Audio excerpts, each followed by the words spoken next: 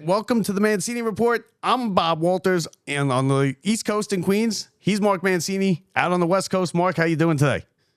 I'll tell you, this is the show that's sweeping the country, and if you haven't seen what we're all about, you better get a drink of it and acquire taste and pass it on to your friends. We're the domino effect, man. We're all on over the Friday place. mornings. I don't know how you haven't seen it. You're all over the place. I'm all over the place. We got a million shows going on. We got this show I together. could care less how many shows are out there. We are the bar. This is the one. The other shows are just practice for this, for Friday mornings. How much better is the NHL than the NBA? The NBA, again, listen, they had conference finals. Neither of them, one of them went 4.5 games. I'll call that a half a game last night. The other one was a sweep. The NHL playoffs are so much better. Why is it not as popular? I don't know. Maybe more people got to get accustomed to a hockey stick and puck. I don't know. I mean, Yeah, it really makes is. no I mean, sense. can you imagine, when you look at the NBA finals, I'm kind of getting into it because it's Dallas and Boston. Cuban's a Pittsburgh guy. Doncic's there. Irving's turned his life around. Boston's trying to get their 18th flag. Has Irving turned his life around though? Has he turned his life around, or is he just shut up and he just is playing? Here's the thing. Here's the thing. We're built on freedom of speech. He could do what he wants. There's some things I don't agree with on him, but you know what? He stood up. He didn't want to take the shot. Hey, everybody's got their own preference. It's like sports teams. I like the Pirates. Somebody might like the Mets, like you. Somebody might like the Dodgers. I don't know. You got to respect that to a certain extent. Hey, he was on that post-game show talking about his time in Boston, and how it wasn't the best. So it's interesting. He's come clean on it. He'll go back there. They're focused.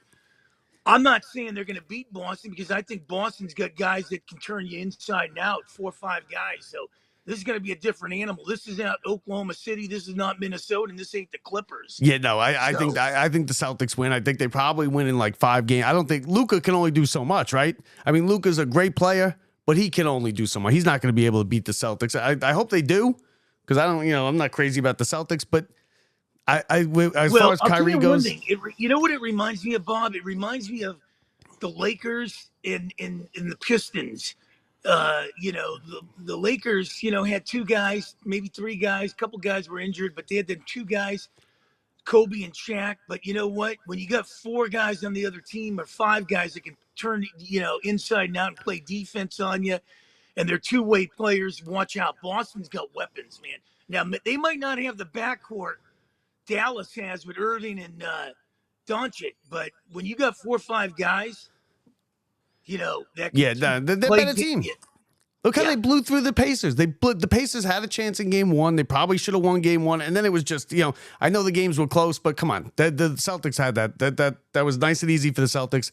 Now they've been resting for a couple days. I got the Celtics. Speaking of basketball, now I know you're an old time basketball guy. This new game, you're not into this new game. We lost Bill Walton this week. Tell me a little bit about Bill Walton. I'm sure you saw him play. You saw him play, right? You saw Babe Ruth play. So I mean, 2 greatest centers in UCLA history were Walton and Jabbar. Let me tell you, if Walton was healthy, he would have been one of the best. Look what he did with Portland.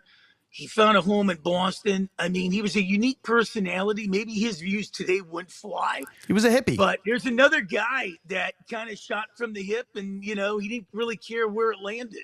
Yeah, he was a hippie. Listen, he liked to smoke pot. He was a deadhead. He was a hippie. but he was, maybe a 1970 VW bus with, who knows, legalized pot in there.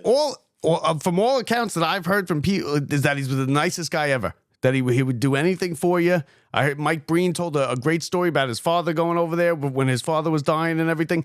But I mean, he was a great player. He was more to me. He's more of a college player. He's more of the great college player. He never lost a game in college, right? He won three championships, 3 All-Americans, 2 tournament player of the tournament. He was a great college player, great pro. Don't get me wrong. 1, 2 titles, one with Bird and them in Boston, but I think he was more of a college player. Yeah, you're right. 88 straight UCLA. I mean, with Wooden over there and in Boston, you'll never touch that record. I mean, that was that record in 1986. I think they only lost 1 game on their home floor against Portland. You got to look that one up. That's a stat, man. They only lost 1 home game in 1986 on their home that's court. right. You were yelling at me, but that's right. We were arguing over that. about the old and Yeah. the new. And And I'll tell you then, one thing: that front court with Mikhail Bird and Parrish, you'll never top that. listen, you can't argue with it. It's right up there. I'm not going to sit here and tell you Mikhail Bird and Parrish were no good, right? They were great. And now also another thing we had before I get to the Rangers and bitch and moan about that in a second, the Negro League. Now, the stats have come into the major leagues. There are changes in who is at the top of the list in some of these categories. What do you think about that? Well, I think it's good. I think you're starting to showcase it. Josh Gibson now will pass Ty Cobb. So you're starting to bring some of these guys that were kind of neglected along the way. And I like it. I really do. I think it's Major League Baseball finally woke up, or they felt the nudge from behind to get these guys in here, and I'm for it. Yeah, I I agree. like Josh Gibson. I've interviewed him and that great guy. Yeah, I'm sure. Listen, and welcome to the 1960s already, right? Major League Baseball. Yeah. I mean, come on, what took so long? Because those were great. That was a great league. The Negro Leagues were a great league. They were just as good. Pittsburgh a lot of these Grays. guys, a lot of these guys, the Monarchs, a lot of these guys wouldn't have these records. And Ty Cobb was a racist. Let's be real. Ty Cobb was a racist. So Minnie Minoso was another one. Yeah. All these guys. And I think it's, baseball has realized it, and, we're starting to see it. The other thing I like to see baseball change is Dave Parker needs to be in the Hall of Fame. Dave Parker? I'd have to look at his numbers. I'd have to look at it. Does he have 500 home runs? I don't know about 500 home runs, but look at his hits, look at his RBIs, look what he's done for the city of Pittsburgh. Look at his arm. I mean, there were a lot of guys. Parkinson. Yeah, he's been. Let me tell you something. I take Dave Parker over David Ortiz any day of the week. Yeah, but did he win? How many titles did Dave Parker win? Okay, so here we go. Ready? He's. I think he just misses. Just from looking at his numbers, he's got 2,700 hits. He's got 339 home runs, and he hit 290. To me, that's just missing. You want to throw another guy out? How do you keep Jeff Kent out of the Hall of Fame? Jeff Kent is a Hall of Famer. I think Jeff Kent is at the very, very top of the former Met now good list. Jeff Kent is at the top of it because he was. I don't know what it was about the Mets, but he was on the Mets. He played second base and third base, and he was terrible. Hall of Famer, definitely. I agree. But Dave Parker. It's close. He doesn't have the 3,000 hits. He has 339 home runs and a 290 average. I'd say he just misses. But I never really saw him play in his heyday. Yeah. Well, you did see Lopez throw his glove into the stands. Listen. And the worst part is a Yankee fan caught it. Hey, listen, come to Met games. You might leave with a glove, right? You might get a mitt. and you know what? And he's going to be pitching. Throw his cat. He threw his cat on the field. You know what he's going to be? He's going to be pitching. You're going to see him pitching big innings in the World Series this year. He got what he wanted. He wanted it off the team. I don't blame him. You know what? Let me tell you, Steve Cohen's a great owner there. I don't know what's happening with this team, but I mean, they're a bad team. They're terrible. I will tell you this, and when teams lose this guy, they seem to fall off the wagon for a while. Terry Collins is a good manager. Good manager. Yep, I got to know him real well, and I don't know what it is, but when you lose a guy like that, the wheels fall completely off. Underrated. He's underrated. He does a show here every night in Baseball Night in New York. Now he does a show. He's a good manager. He took him to the World Series. Yeah, shoots from the hip. I like him, and I don't know what the Mets need to do. They need to clean house a little. Everything that's not nailed down. $300 million payroll, and you're like this. Come on. Yeah, but $250 million of it is not even on the team anymore. What do we like? Nothing has changed. We got rid of the Will Ponds. We thought it was going to. We were swimming in money. We don't care about money. We tried to buy the World Series. Sucked. Now we're still paying for that. They suck. Alonso on his walk year. You can't even have who doesn't have a good year on their contract year. Mets, Alonso. Ready? Zenga gets hurt before the season, 4 to 6 weeks. The doctor said 4 to 6 weeks. I am documented on this show saying I'll see you in July. Now here we go. He just had another setback coming back July. Lindor is, you don't know what you're getting with Lindor. Yeah, we're stuck with Lindor because no one's taking that contract. Yeah, no, that's the thing. He came over from Cleveland, and you know what you get. Your prize catcher's on the DL. Yeah, You oh yeah. know, Alonso, they don't know what to do with. Yeah, pitchers throwing stuff in the stands. That there's going to be, and you know what the worst part is? The Yankees are good, so there's going to be 40,000 at the Yankee Stadium every night coming up in a couple of weeks, and there's going to be, and you're going to be able to count the number Well, of the people. Dodgers are there next weekend. Dodgers we here this week. We got the Dodgers came here and they losers of 4 straight. Yep, the they Dodgers, came in, they got all better. What a bizarre schedule. The Dodgers just left New York. They come home for 30 with Colorado, and they go right back to the East, Pittsburgh and the Yankees. Yeah, I don't know how they did. I mean, you know, who knows? It's like, why don't you just bring Colorado somewhere in the Midwest, play it so you can go on to Pittsburgh? And I always say when it comes to the Mets, I always say I'm lucky because I'm a Giants fan. Okay, I have that. New York Giants. Yesterday, the Mets fans are dealing with all the glove throwing and the disaster that is the Mets. The little side thing is that Aaron Rodgers hurt his foot in OTAs. Oh, And he was sitting there and getting his foot examined. And this is Brett Favre all over again. Oh, listen. You just wait for it to fall. The Jets are a good team. They probably could win a Super Bowl, but it's not going to happen. You're just waiting for the other shoe to fall off. It's a disaster. And now we got then last night because the Rangers they laid an egg on home ice. They've now lost 2 games on home ice in this series. They can't get the big guys going. Kreider finally scored, but they got Shesterkin who's trying to steal the series for them, but he can only do so much. You got nothing out of Panarin, nothing out of Zibanejad, nothing out of Kreider, nothing out of Trouba. They're giving up shorthanded goals now. They went from being so good, so dominant, and now they just disappeared in this series. And well, I think experience plays a big part. Florida was here last year. They got the core back. Kachuk and Bennett. Look at all these guys, man. They just keep coming at you. Forsythe is scoring goals all over the place. And you know what? Florida's got guys that crash the net. You know, that's what they miss in Pittsburgh. You got the Kunitz types. They do. You're right. Hornquist. You got guys that crash the net. And, you know, they're scrappy. And you got a wall back there in Borowski. I mean, nothing to knock your goalie, but you know what? Florida, it's going to be interesting. I mean, I still think this is going 7 games. I listen. If it goes 7, I'll take it. I thought last night was a much bigger game for the Rangers than it was for Florida, because if Florida would have lost, they get to go home. They can figure out how to win one at home, get it back, and you roll the dice in 7. The Rangers now got to go win a road game with their backs against the wall, season on the line, and then come home. I think if we win 6, I feel good about 7. But it's game 6 tomorrow night, which worries me, to be honest with you.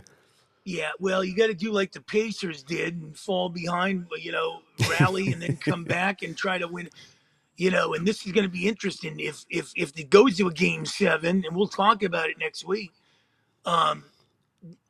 Did the Rangers show up flat? I mean, you can't really show up flat. You got to put 6 periods, you know, together and try to take down the Panthers. But that's going to be a rat-infested place tomorrow night. Oh, yeah. It's going to be. I've been to that building a couple times. What do you think about the Western Conference real quick? You think now that series is 2-2. You got Edmonton won at home the other night. They've evened it up. Dallas is a better team, but Edmonton has got, you know, they got something about them. I like Dallas tonight. Dallas has got too many weapons, and they, you know, they've been there too.